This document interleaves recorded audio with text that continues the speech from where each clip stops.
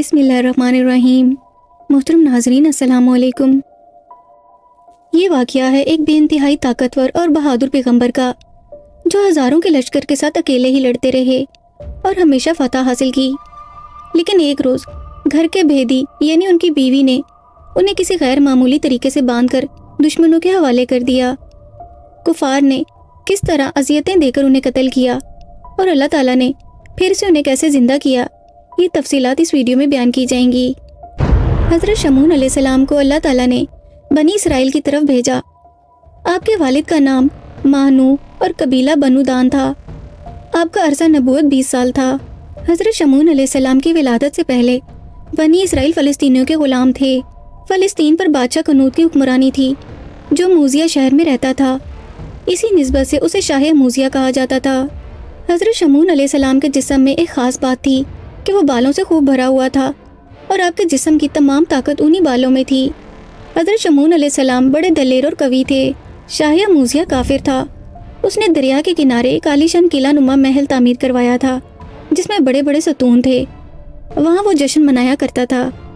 हज़रत शमून अलैहिस्सलाम हर साल के 4 महीने उस बादशाह और उसके लश्कर से जाकर लड़ा करते थे। आप कुफार से लड़ने के लिए अपने हमरा किसी जंगजू को नहीं रखते थे, बल्कि अकेले ही उस काफिर बादशाह के 6000 सिपाहियों के लश्कर में घुसकर हर मर्तबा उसके तकरीबन 1000 सिपाही हलाक कर देते और कसीर तादाद में जख्मी भी कराते थे।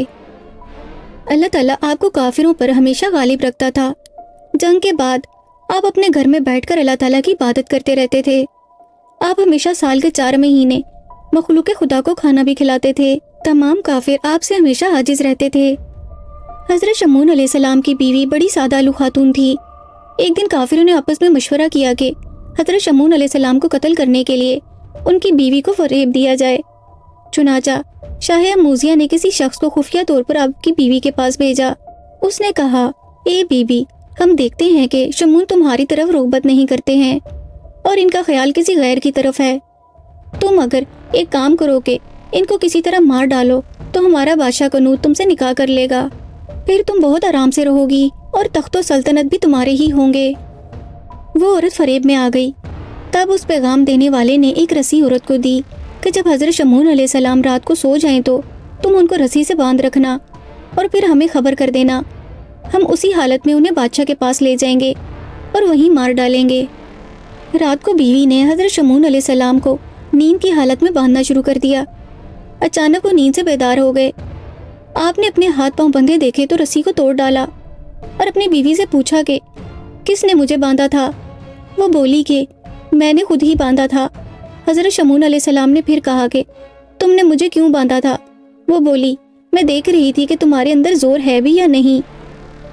आप कहने लगे कि मुझे अल्लाह के फजल से कोई दुश्मन नहीं बांध सकता, मगर खुदा की मर्जी को मैं नहीं बदल सकता। सारा वाक़या बादशाह के इल्म में भी आ गया। दूसरी मर्तबा बादशाह ने बहुत सा मालो दौलत और एक लोहे की जंजीर हज़रत शमून अलैहिस्सलाम की बीवी के पास भेज दी। अपने आप को इस दफ़ा जंजीर में बंधा हुआ देखा तो आपने हाथ पांव हिलाए और वह जंजीर टूट गई। इस बात की खबर भी जब बादशाह को मिली तो वह बहुत परेशान हो गया। एक दिन हज़रत शमून अलैहिस्सलाम लड़ाई से वापस घर आए और अपनी बीवी से बातें करने लगे। बातों बातों में उनकी बीवी ने कहा कि ए साहिब, तुमको अल्लाह ताला ने बहुत जोर दिया है। ये तो बताओ कि ऐसी कोई चीज़ भी है जिससे तुम्हें बांधें और तुम बावजूद जोर लगाने के उसे तोड़ ना सको। ये सुनकर आपने कहा कि तुम ये सब क्यों पूछ रही हो। वो कहने लगी कि मैं ये जानना चाहती हूँ कि तुम कितनी ज़ोरावर हो। हज़रत शमून अलैहिस्सलाम कहने लगे कि अगर तुम मुझे मेरे सर के बालों से या बदन के बालों से बांधो तो मैं इसे नहीं तोड़ सकूँगा। आपकी बीवी ने रात को नींद की हालत में आपके सर और बदन के बाल तराश कर रस्सी बनाई और मजबूती से उनके हाथ पांव बांध दिए। आप जागे तो अपनी बीवी से पूछा कि मुझे किसने यूं बांधा है। आपकी बीवी बोली कि मैंने तुम्हारी कुव्वत आजमाने के लिए तुम्हें बांधा है, अब तुम खुद जोर लगाकर खोल लो। हज़रत शमून अलैहिस्सलाम ने कहा कि अगर मैं हिलूंगा या जोर लगाऊंगा तो मेरे तमाम बदन की हड्डियां टूट जाएंगी।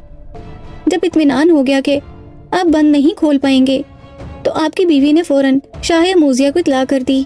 खबर मिलते ही शाह मूजिया ने जंगी ऊँटों पर सवार 1000 सिपाहियों का दस्ता आपको सजा देने के लिए भेजा। सिपाहियों ने शमून अलैहिस्सलाम के हाथ पांव नाक काट दिए और आपकी आंखें और जुबान भी बाहर निकाल दी। फिर आपके धड़ को ऊंट पर लाद कर बादशाह के सामने पेश किया। कुफार कहने लगे कि اب ہم سب شمون سے محفوظ ہو گئے ہیں۔ پھر جب یہ دیکھا کہ ابھی دھڑ میں معمولی سی جان باقی ہے تو کافروں نے مشورہ کر کے آپ کا دھڑ محل کی چھت سے دریا میں گرا دیا۔ اسی لمحے اللہ تعالیٰ کے حکم سے حضرت جبرائیل علیہ السلام آئے اور حضرت شمون علیہ السلام کے دھڑ کو جو ابھی ہوا میں معلق تھا اٹھا لیا۔ آپ کے سب اعضاء بھی اللہ کے حکم سے اپنی اپنی جگہ پر آ کر نصب ہو گئے۔ حضرت شمون علیہ السلام پھر سے ٹھیک ہو گئے تو حضرت جبرائیل علیہ السلام نے آپ سے کہا کہ اے شمون، اللہ نے تمہیں بہت طاقت دی ہے، اللہ کا نام لے کر کھڑے ہو جاؤ اور اس ملعون بادشاہ کے قلعہ نما محل کے ستون، عمارت اور شہر کے مکانات کو گرا کر ان سب کا ملبہ اس دریا میں ڈال دو۔ حضرت شمون علیہ السلام نے اللہ تعالیٰ کو یاد کر کے محل اور شہر کے تمام مکانات کو بنیادوں سے کھود کر تمام کفار سمیت اٹھا کر اس دریا میں ڈال دیا۔ آپ نے کسی ذی روح اور شہر کا نام و نشان بھی باقی نہ رہنے دیا۔ کام ختم کر کے آپ نے اللہ تعالیٰ کا شکر ادا کیا۔ اس کے بعد حضرت شمون علیہ السلام اپنی بیوی کو قتل کرنے کے ارادے سے اپنے گھر کی طرف چل پڑے۔ حضرت جبرائیل علیہ السلام تشریف لائے اور کہا کہ اللہ تعالیٰ کا حکم ہے کہ اپنی بیوی کو مت مارو اور کوئی اذیت بھی نہ دو، کیونکہ اس نے شاہ اموزیہ کی باتوں میں آ کر نادانی میں سب کچھ کیا تھا۔ عورت ناقص العقل ہوتی ہے، تم اس کا یہ قصور معاف کر دو اور اس کے ساتھ حسن سلوک سے پیش آؤ۔ چنانچہ حضرت شمون علیہ السلام نے اپنی بیوی کو معاف کر دیا۔ حضرت شمون علیہ السلام نے 83 برس کی عمر میں وفات پائی۔ محترم ناظرین، اگر آپ کو حضرت شمون علیہ السلام کا یہ واقعہ پسند آیا ہو تو کمنٹ کر کے اپنی رائے کا اظہار کیجیے اور اس ویڈیو کو لائک اور شیئر کیجیے، اور اس طرح کے مزید تاریخی، تحقیقی اور معلوماتی واقعات کے لیے ہمارے چینل اشال اسلامک اسٹوریز کو سبسکرائب کیجیے۔